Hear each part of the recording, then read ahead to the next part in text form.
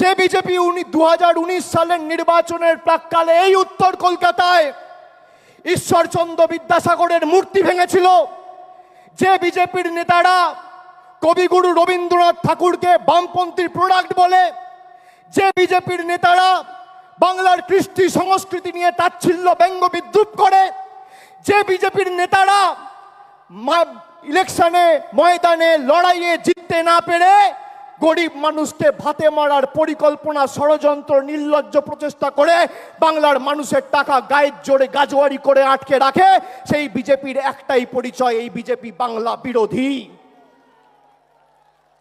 আজকে যদি কেউ বাংলায় কথা বলছে, কিসের এত আপনাদের গায়ে জ্বালা, কেন এত গাত্রদাহ? বাংলায় জিততে পারেননি বলে। আমি তো আগের মাসে সভা করেছিলাম ডায়মন্ড হারবার থেকে, বলেছিলাম 50 পেরোবে না বিজেপি। আমি রাজনৈতিক ভবিষ্যৎবাণী করি না, কিন্তু যদি ভবিষ্যৎবাণী করি ভেবে চিন্তে করি আর মানুষের উপর অগাধ আস্থা রেখে করি।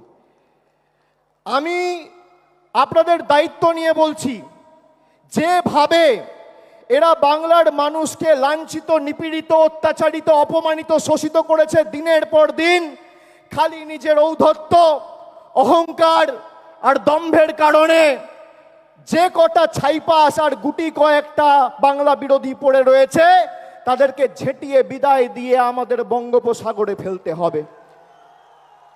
আজ থেকে 32 বছর আগের 21শে জুলাই সচিত্র পরিচয়পত্রের দাবিতে 13 জন নিজের প্রাণ দিয়ে ভারতবর্ষের প্রতিটা মানুষের গণতান্ত্রিক অধিকার ফিরিয়ে দিয়েছিল। 2025-এর 21শে জুলাই আজও যদি ইলেকশন কমিশনের কারচুপি ঢুকতে তৃণমূল কংগ্রেসের কর্মী সমর্থকদের রাস্তায় নেমে প্রাণ দিতে হয়, আমরা দেবো। দরকার হলে মমতা বন্দ্যোপাধ্যায়ের অনুমতি নিয়ে দিল্লিতে বৃহত্তর আন্দোলন তৃণমূল কংগ্রেস করবে। বাংলার ভোটার লিস্টে আমরা কারচুপি করতে দেবো না। আর বিজেপি দলকে বলে রাখবো, মাইকের আওয়াজ যত দূর যাচ্ছে, বাংলার মানুষের ক্ষমতা আপনারা দেখেছেন। 100 দিনের গরিব মানুষের টাকা আপনারা গায়ের জোরে বন্ধ করে রেখেছেন। আমরা দিল্লিতে গেছি আন্দোলন করতে, জনজাতি, মূলবাসী, তপশিলি জাতি, উপজাতি সম্প্রদায়ের প্রতিনিধি, জনপ্রতিনিধি চুলের মুঠি ধরে মহিলাদের টানতে টানতে, ছেঁচড়াতে ছেঁচড়াতে আপনারা কৃষি ভবন থেকে দিল্লি পুলিশকে দিয়ে বার করেছে। তার জবাব পেয়েছেন 2024-এ।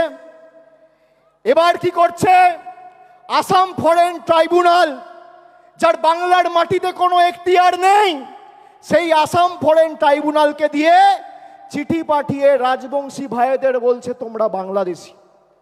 আমরা বাংলায় কথা বলি, আমাদের অপরাধ 100 বার বাংলায় কথা বলবো। আমরা যত বাংলায় কথা বলবো এটার তত গায়ে জ্বালা। গর্ব করে বলবেন বাংলা।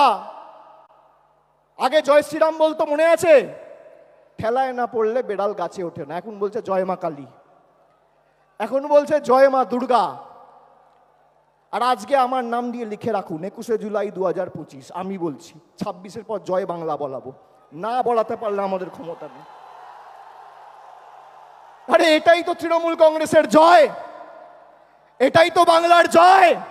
যে বাংলার মানুষকে ভাতে মারতে চেয়েছিলে, আজকে সেই বাংলার মানুষের পায়ে মাথা ঠুকে জয় মা কালী, জয় মা দুর্গা বলতে হচ্ছে। এটাই বাংলার 12 কোটি কৃষক, শ্রমিক, যুবক, যুবতীদের জয়, তপশিলির জয়, আদিবাসীর জয়, জনজাতির জয়, কৃষকের জয়, শ্রমিকের জয়, বাংলার কৃষ্টির জয়, ঐতিহ্যের জয়, সংস্কৃতির জয়। যে দুর্গাপুজোর কমিটিগুলোর পিছনে ইনকাম ট্যাক্স লাগিয়ে দুর্গা মণ্ডপগুলোকে অপমানিত করেছিলে, দুর্গাপুজো বন্ধ করতে চেয়েছিলে, আজকে সেই বাংলার মাটিতে দাঁড়িয়ে জয় শ্রীরামকে বর্জন করে জয় মা দুর্গা বলতে হচ্ছে। আর 10 মাস তারপর জয় বাংলা বলবে।